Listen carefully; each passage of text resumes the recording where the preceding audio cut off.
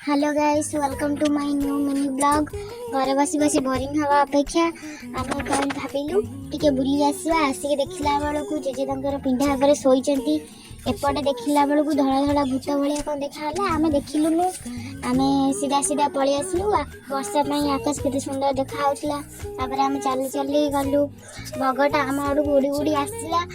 पुणी आमको देखी लाज मारला, से पुणी पड़ेगा। नाली नाली फुल केते सुंदर देखा एपटे देखला बेलू कुकुर मानक राली चलता। ए दीटा आसी केतु रिल्स कले।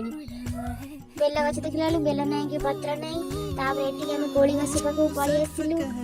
तो कोड़ी ना तो ये तो आम सीजन ना, आम आम खाई खाली रखीचु। फाइनाली आम तारी मंदिर पलि आसलु। दर्शन कर फटो उठा बाहरलु, हेले फटो भल आसला। पुणी पलि आसलु।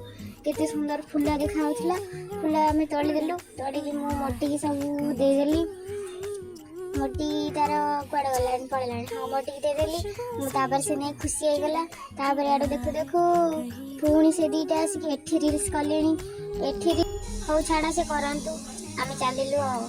फाइनाली आमर बुला सरीगला। आम घर जाऊँ। Tata bye bye. देखा पुणी नेक्स्ट ब्लॉग रे।